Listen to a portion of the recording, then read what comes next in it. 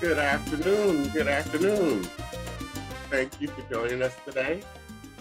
On behalf of the Community Engagement Initiative, my name is Stephen Sterling Mitchell, Assistant Director for Community Engagement and System of Support at the California Collaborative for Educational Excellence.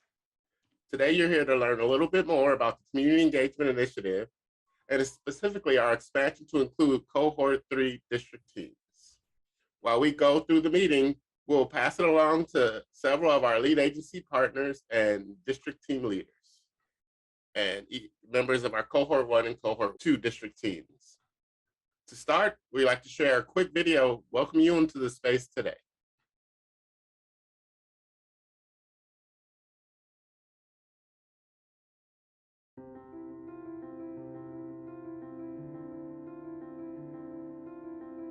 Thank you for your interest in joining the Community Engagement Initiative. Today we'd like to share with you a brief history of our program, some voices from the field, what kind of commitments and benefits you could expect if you join, and some details about the application process. Student success doesn't happen in a vacuum, and equitable practices don't happen from the top down. Our mission is to help build partnerships within communities that build trust, ensure cultural, racial, and linguistic equity, and lead to transformative student outcomes. You are going to hear from current partners today in person, but here are a few voices who wanted to share their thoughts about being in the initiative. My name is Chairman Cromwell of Robinson Rancheria. I am a community member here in the Upper Lake Unified School District, and we are welcoming you to learn more about the Community Engagement Initiative. Good afternoon, I'm Rosie Barboa, and I just want to share what a wonderful experience it has been. Through this process and this initiative, we've been able to collaborate with other districts, have an opportunity to see what they're doing as far as parent engagement.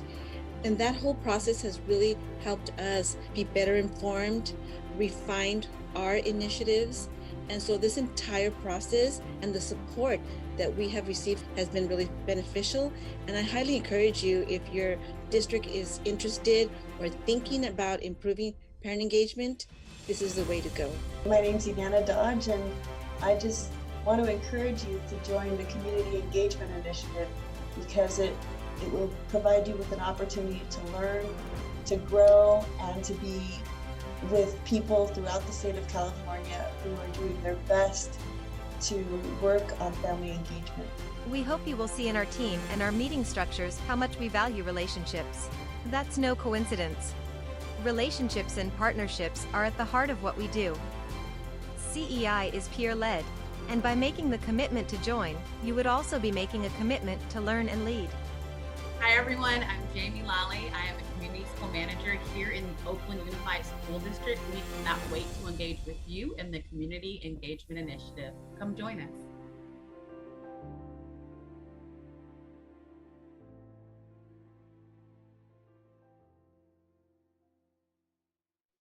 So once again, thank you for joining us today, and shout out to our friends in Upper Lake, Parr Unified School District, Oakland Unified School District, and Val Verde for sharing words and bringing us into this space. On today's agenda, we'll do a welcome partners introduction. We'll lead you in the conocimiento activity, give you some background about the Community Engagement Initiative, have some testimonials from our district leads, share about commitments for joining the initiative, review the RFA, and then open the space for questions and answers. And so the Community Engagement Initiative is a leader and part of the California State System of Support. It's jointly led by the California Collaborative for Educational Excellence, San Bernardino County Superintendent of Schools, California Association for Bilingual Education, and Families in Schools. As well, the work is done in partnerships with our participating districts, our Cohort 1 district, Anaheim Union High School District, Azusa Unified School District, Cajon Valley Union School District, Oxnard Montclair School District, and Ontario Montclair School District. As well, a work of our Cohort 2 districts, Bakersfield City School District, Chino Valley, Moreno Valley, Oakland, Pajaro Valley, Parrier, Riverside, Santa Ana, Upper Lake, and Val Verde Unified School Districts, and Salinas and Victor Valley Union High School Districts. And with that, I will pass it over to our partners from CABE. Tony Hernandez, please take it away. Good afternoon. It's a pleasure to have all of you here today, and we just would like to share a little bit of a strategy that we use at each of our workshops, which is the conocimiento. And much of the work, as we saw, the heart of our work is based on building relationships, and the community learning theory originated from theories and practice by Dr. Roberto Vargas, and it's a practice connected with the restorative justice circle. And through the conocimiento, through shared awareness and understanding, we're able to bring people together to collaborate, and it also provides a powerful community building process for our schools and community interested in promoting meaningful parent participation. The conocimiento principle also emphasizes the necessity of consciously creating community within the group to heighten the potential for personal growth and shared action. Increased bonding and trust, we know, is so important in a group, and this can lead to deeper sharing, greater insights, increased commitment to action, and the inspiration of feeling that you are greater than one person. You're part of a community. Continuously also focusing on multicultural and multilingual inclusive process, and a practice to create, like I said, community. And we know that there's always more power in building our relationships when we're all connected.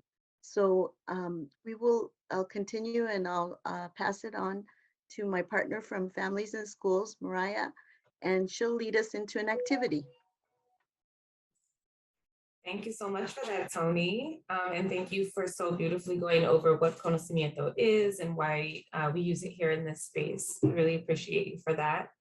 And so we are going to do a waterfall activity today. And so what that means is you're going to write your response in the chat, but you're not going to hit send until I say waterfall. And I'll give you about 20, 30 seconds to think about it and to write your responses in, and then we'll all share at the same time. And so we're going to think about naming a word or a phrase that comes to mind when you think of effective family and community engagement. So I'll give you about 15, 20 seconds, and then we will all share together in the chat.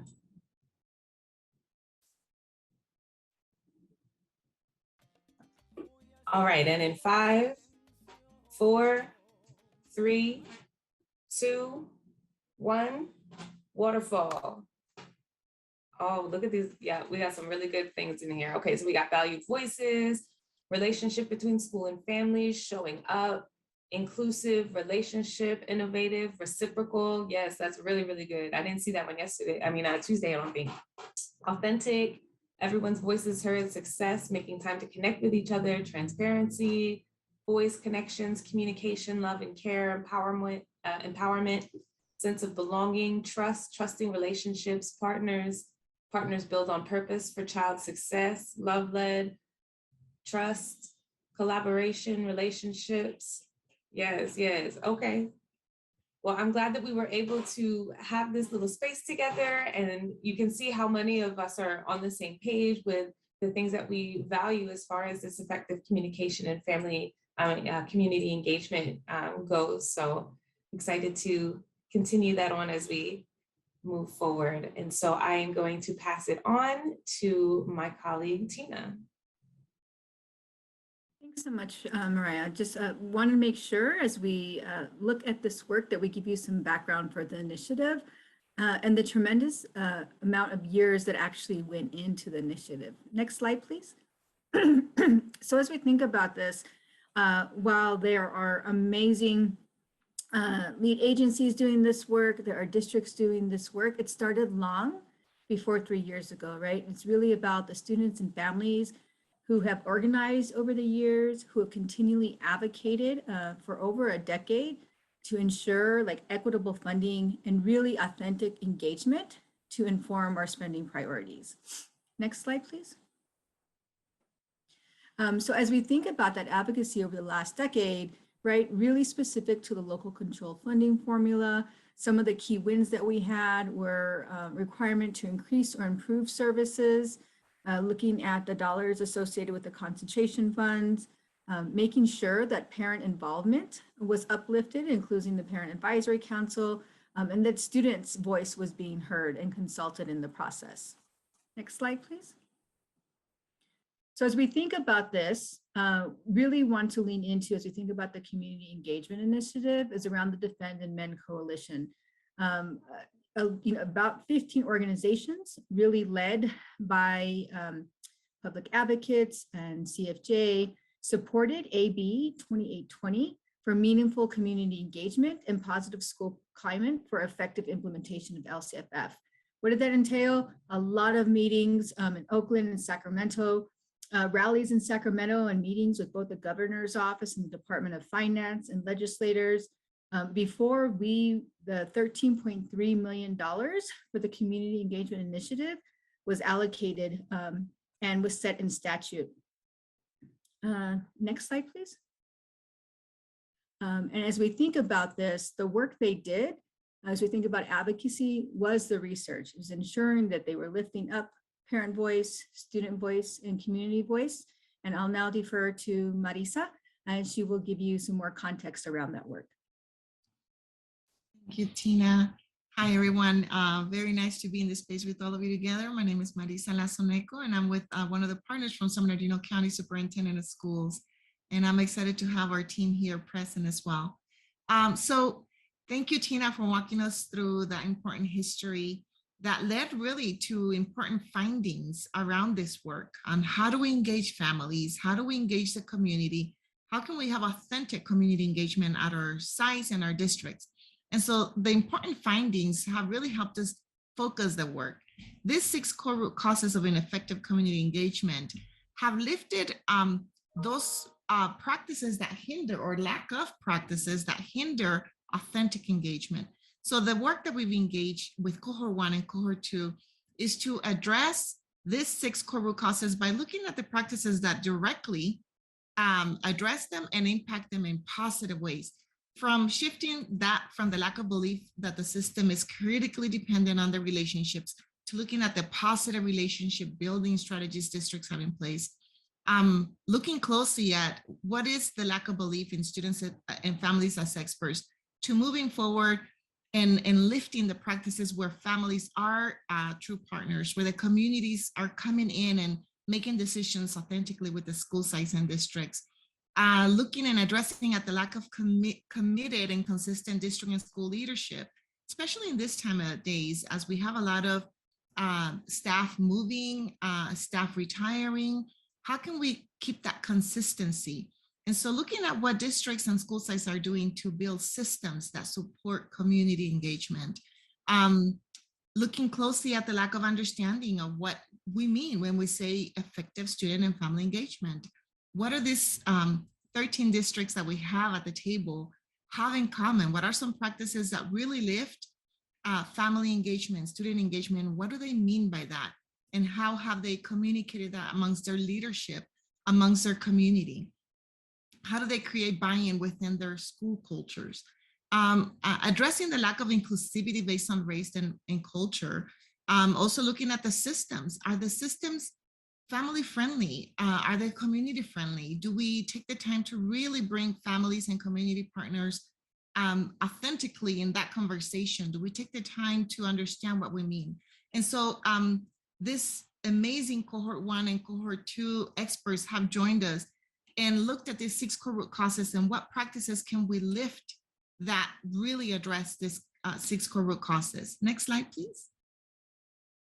And so how have we started this work? And we really have only started this work, even though it's been 3 years now, but really it has been a journey to learn from each other and also learn from other practices outside the cohort and bring those in. So we've done this focus areas. One, we started by building the capacity of each other, building the capacity of communities, districts, having those challenging conversations, difficult conversations with one another, focusing on building the trust, identifying effective models that really provide that engagement, but also the metrics. How do we make sure that it's working? Also developing effective peer-to-peer partnership models. So from school sites, being able to network with other school sites, district offices, supporting one another, county offices, connecting with one another and supporting the districts and school sites they serve. How can we develop those partnerships that can really connect one another across the state? And of course, scale up the work. And this is where we have really put all of our efforts into the next slide, if you can, Nicole. We really kind of like timeline our work. Cohort 1 joined us in 2019, and they are still on board with us. They develop a lot of those 4 areas of focus. Cohort 2 came on 2020, and they expanded. So we've had some focus groups that have really taken a deeper dive into each one of these areas and lifted those practices. They reflected on their strength and also reflected on those areas of growth. So now that we have compiled these many practices, reflections, and processes, and we're looking now at metrics. How can we measure that this is working and it can be scaled throughout the state? We are now reaching out for Cohort 3, so we can have more districts join this conversation and help us expand and grow deeper into this work, and also be able to think of how we can scale this work. Next slide, please. So one of the things that we paused during the first year of even developing the what would it look like is we took a look at what do we mean within our, even before the Cohort 1 joined, what does it mean to when we say community engagement definition? What do we mean by community engagement? When Cohort 1 joined us, they joined us and we had that same conversation. What do we mean? And so what you have in front of you is one of the many transformative definitions. And I say transformative because each year we look at this, we examine it, we process what those words mean to us. And we also say, is it still relevant? So Cohort 1 helped us flesh this definition out. Cohort 2 came on board and they said, is it relevant? Let's flesh it out some more. So I'm going to invite you to read the paragraph in front of you on what our initiative defines right now for community engagement. And I would like to invite you to type in the chat the words that resonate with you.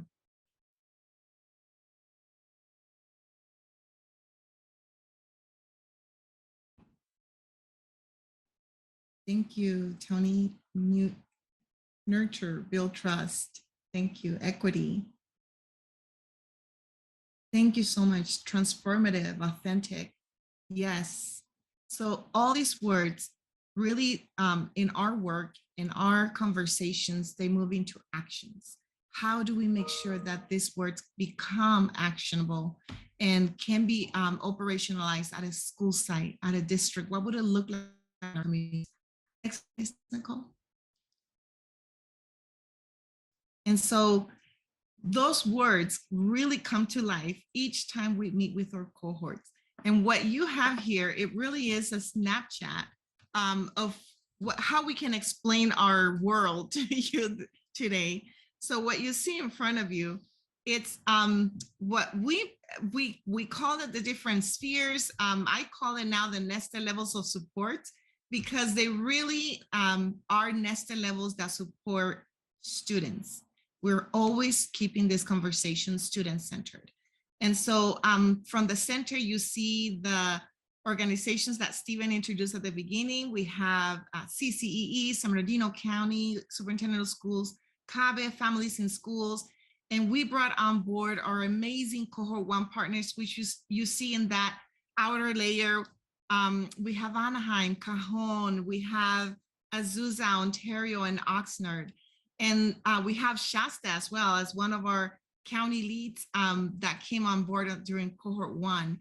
And so together we are now supporting Cohort 2, and these Cohort 1 districts have become facilitators of their own networks. So as you can see, the smaller circles of spheres, you have Cohort 2 Network A, Cohort 2 Network B, Cohort 2 Network C, and so on until Cohort 2 Network E. Each one of those cohorts have 2 to 3 districts working alongside with the Cohort 1 lead and ourselves. So it really becomes a practitioners network where we come together, we really bring those areas of focus. We keep the 6 core root causes at the center of the conversation, in a sense that we want to make sure we lift the practices, we find the practices that all these districts are doing that are directly addressing those 6 core root causes that hinder authentic engagement. And so in the next slide, we want to make sure that we don't do this work alone. We want to scale this work. We want to make sure that everyone who is doing this work comes on board, everyone who's ready to do this work and they have been struggling but want to grow in this area can come along this journey with us. So I know you're ready to join us, but before we sign the contract, we want to make sure that you hear the inspirational stories. Before we move forward. We cannot do this work alone without our true superheroes, which are the amazing administrators that have been they really have been flying the plane and building it too, because as you know, our world has changed a lot since 2 years ago. And so this work has been amazing because these administrators have been leading and learning. And so to do that, I want to make sure that I bring back my colleague Tina Ochoa, who's going to introduce our amazing facilitators and cohort partners. Thank you, Marisa. It is always such a privilege just to be in community with everyone here in this space. But particularly as I think about our districts who are doing this work, I think the lead agencies really are just blessed to be part of the conversation. It is really the districts who are our leaders in this space. And so I would love to introduce Dee Dee Harrison. Well, I really appreciate that, Tina and Marissa. I am so honored to have this time to kind of share a little bit about my experience in the CEI. I was asked because of my time during the Central Valley PLN. I was doing work with families and schools and the Collaboratives for Justice. And I was in I worked for 2 years working with other districts just in the Central Valley. And I learned so much within that time, mostly about networking. And I found that there are other people in this work that love the same thing that I do and have the same passion. And I just, at the time, you know, going into this field, I felt alone a lot of the time. As Tina mentioned, when I first got this position as the coordinator, it was a new position. No one had, I wasn't filling in any shoes. I was working toward creating some parent centers, and I had no idea like what to do with family engagement. And so I reached out to Tina and the families in schools and worked with them and just walked me through like all of these services and ideas about how to engage with families, how to build out your staff, how to build capacity with your parents. And so taking those little nuggets of information, when I became part of the PLN, I found out, again, like I mentioned, there are other people that love working with families as much as I do. And so it's great to share that space with people that have the same ideas and want to do and learn more from that. So I didn't do the first cohort because I was kind of like wanting to test it out. I wanted to see what the work was. And I am so grateful and honored that I stepped into the shoes to say, okay, you know, I think our district is ready. We are smack dab in the middle of a pandemic, so why not? Let's do something with family engagement. Maybe they'll help us figure out how to do virtual family engagement because we were all struggling to figure out what that was going to look like. And I was not disappointed. I came into this group with my team. I have my superintendent is one of my team members, my executive director. I brought in one of my key schools in my district. I have 44 schools, and I chose one of my schools that has a remarkable relationship with their principal and their FACE liaison, and just had some great core work that I thought would help, you know, just kind of solidify us in the space of the CEI. I also have a partner with our associate executive director of Boys and Girls Club, and our Kern County Superintendent of Schools are all part of my team. And, as a district, we really came in, ready to share our work, but at the same time, really find purpose in the things that we could do better in our own system. So as a district, we really have gained a greater sense of purpose in working together. It's building out that time that they allow for us in these meetings. Um, Building out time to really talk about your problems of practice, like what is it that your district could work on, and then giving you time to network with other districts and share out some of your problems so you can, it's a it's a network of people that have great ideas, and it doesn't matter what level you are in your family engagement experience. I think that's one thing I really wanted to share as an example, is that if you are just starting in family engagement and you're wanting to build this out, this is the group and these are the people that will help you get and build those ideas out. Um, and I'm going to close up with just a little bit about the collaboration that you get from your lead facilitators is one of the things that I think sits most with me, because I feel like I am among colleagues all the time. They are so willing and able to help guide you through your discussions. Engaging with parents really is not hard work. It's just all about that heart work, and it's all about relationship building. And the relationships that you strengthen within your own district team, they're powerful. But really, the networking that you are having with this team of educators and family engagement practitioners is worth everything that it says it's to be. So I hope that my little bit of heart came through, because I am extremely passionate about this work. And I'm going to pass it off to my colleague, Abis Cordero, who is the coordinator of Chino Valley Unified. Good afternoon, everyone. Thank you, Dee Dee, for such a great explanation of yours and our experience in CEI. So good afternoon, everyone, for being here today. I'm so excited to see everybody. I'm Ibis Cordero, Coordinator of Parent Engagement for Chino Valley Unified. Today, I get to share with all of you a snapshot of our journey in CEI Cohort 2. Prior to us being in CEI, we had attended a lot of the county family engagement network training, and we had reached a point where we needed to come together as a district. We have a fantastic group of departments that provide services to our family, but we all worked in silos. We were not united. We did not have that collaboration opportunity to come together and acknowledge the hard work that we were doing, but also think about what our next steps were.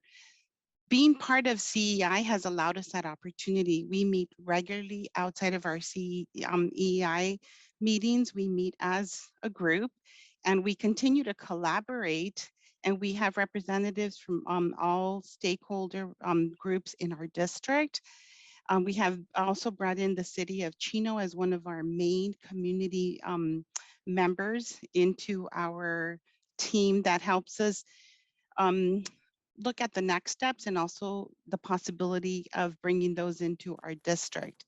Again, like I mentioned before, we acknowledge our hard work. We've also learned that we have areas that we need to grow in. And one of them has been the implementation of empathy interviews that we learned from a Cohort 1 Cajon Valley district. And it taught us to be intentional listeners.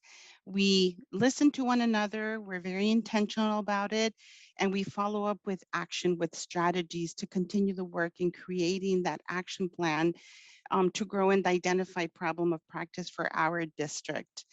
It's a committed group, we have a vision, and we have elevated the voice of our parents, of our staff, of our students, of our community members through being members with CEI.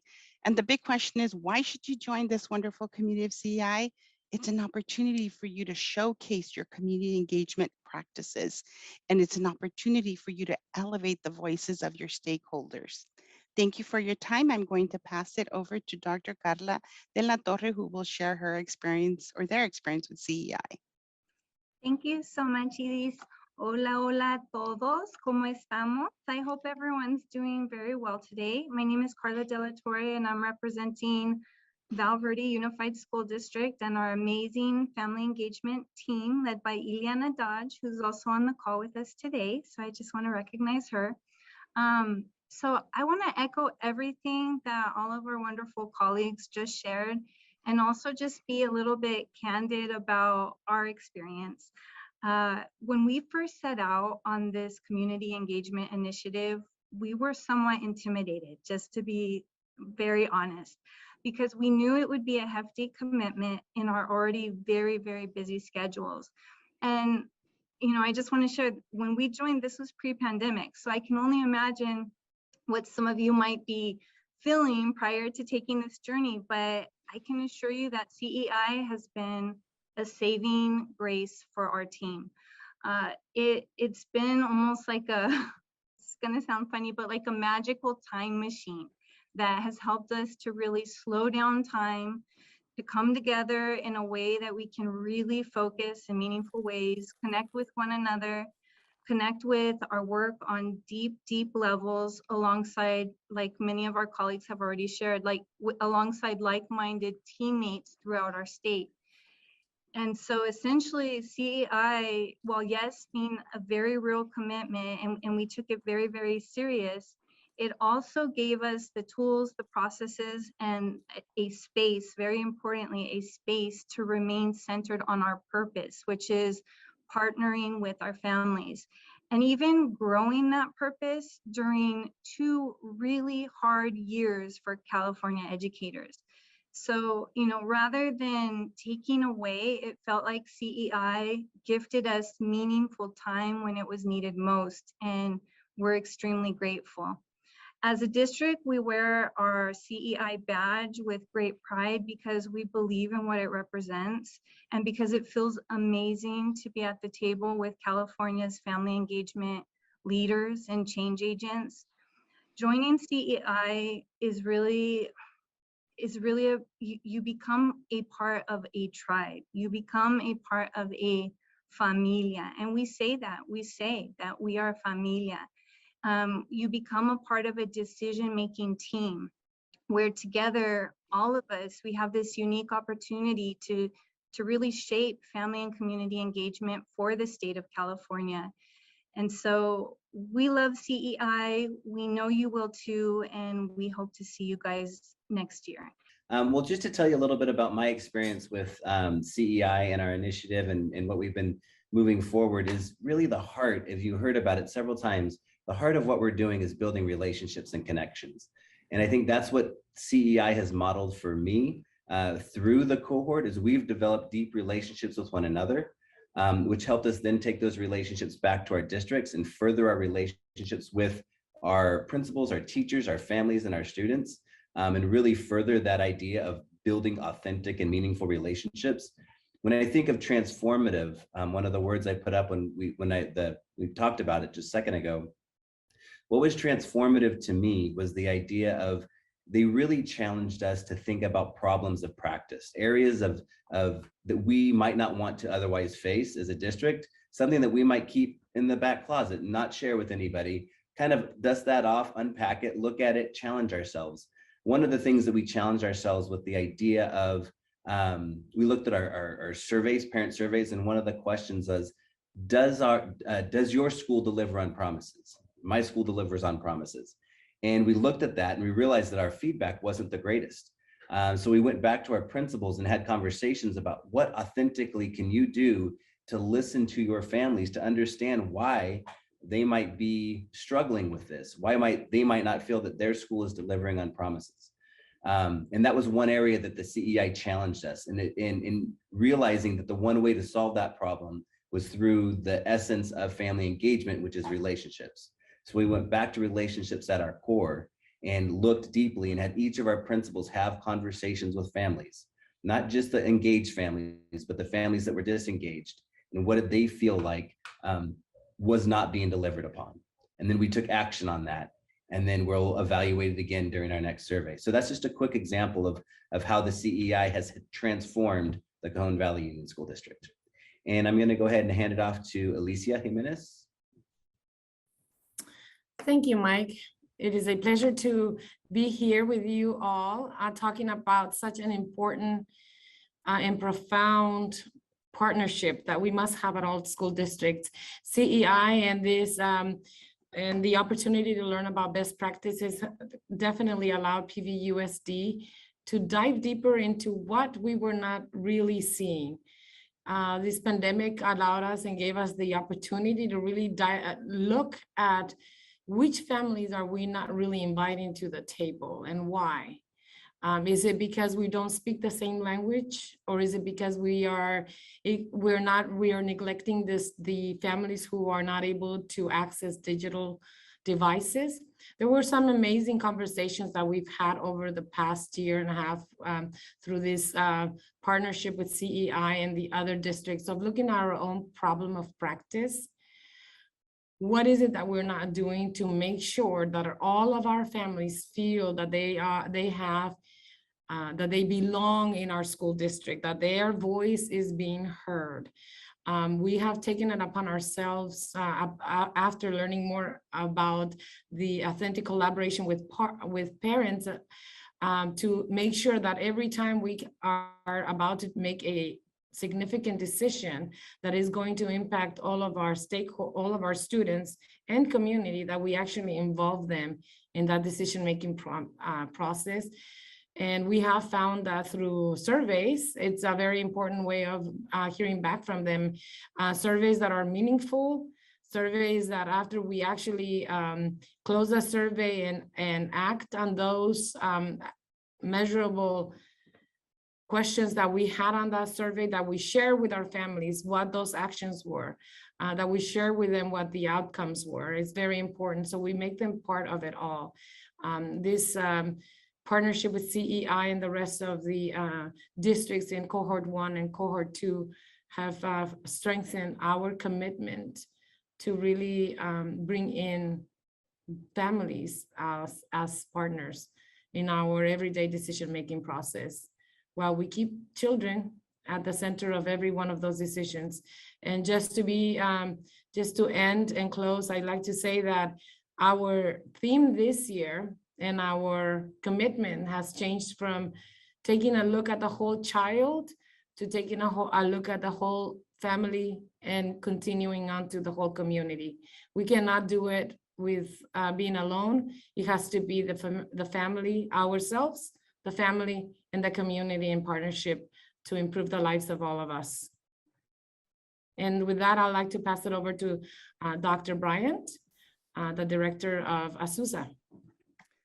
Hello, thank you. Thank you, Alicia, Michael, for sharing your stories. Azusa likewise has had such a great opportunity to grow in our ability to engage our community as participants in the CEI. You know, we felt we were doing a pretty good job, but what being part of CEI has allowed us to do, as you heard Michael and Alicia share, is really identify continued growth and continue that ongoing cycle, knowing that we're never going to be there, that we're always going to grow and want to improve in how we're engaging our families, how we're engaging our students and our community. And so being part of CEI has helped Azusa do that. Like you heard from the other two districts, we were able to identify areas that we wanted to improve on. And what was so powerful about CEI is that at the table with us in our Azusa CEI PLLN team were parents. And so as we're addressing these problems, we have voices right there on our PLLN team participating with us. And we were able to go back and reach out to our other parent groups at our schools and for our LCAP engagement groups with our PAC Plus and our student engagement groups and gather feedback from them and also inspire them to continue their engagement and to share about the good work that Azusa is doing. And just being part of CEI has helped Azusa and encourage the parents to be more participatory and to be more engaged in schools, even if they're not part of the PLLN. So there's a lot of pride in the community with Azusa being part of this this project. And you know, as well as what outcomes we see for our district. Personally, as an educator, you know, I've grown in my knowledge and understanding of community engagement. I've been able to take things back from our CEI meetings and use them right away in my work with our LCAP parent advisory committees. And it's been a wonderful bonus benefit to also collaborate with people across the state, because not only in helping with community engagement, but now I have a network of educators and professionals who I can call on for many different areas of need that I might have. And so that's just one of those added perks and benefits of being part of this group. We're hoping you join, and if you choose to join, what you'll get is some of those same benefits that you heard Michael and Alicia and I sharing. You're going to be in that collaborative environment, and that word collaborative you've heard me say a few times, but that's the power of multiple minds working together, multiple perspectives, our parents, our students, all of the professionals, principals, community liaisons working together, being able to create and grow in ways that we couldn't do on our own. And so that's probably one of the greatest benefits that you'll have from being part of the CEI. Now more than ever, community engagement is critical. We've experienced COVID. We've experienced political climates that sometimes have caused instability in our relationships. And so this is an opportunity for your district to formally commit and recommit to focusing your energy, focusing your attention on building those positive relationships with our parents, our families, and our students. So together that we can ensure that all of our students are able to access equitable opportunities that will help them thrive not only now, but also in their futures. So I can't say more positive things about this opportunity. And thank you for letting me share today. Thank you. And yes, bringing all this passion together with like-minded people, it's just beautiful to work. And knowing that whatever we have as commitment, we know that commitment is what is able to transform and promise our promises into a reality, right? And so without commitment, we cannot reach the goals that we want to, and to be able to have that transformative transformation. And so one of the things to look at is where we begin. Well, we need to start out with the RFA, of course, the request for application, and making sure that we're able to submit that. And then we will start building our team in the summer of 2022 to be able to start planning for the year, which the commitment would be 8 professional leading and learning convenings per year. And some of those convenings will be in person. Hopefully we get to meet in person.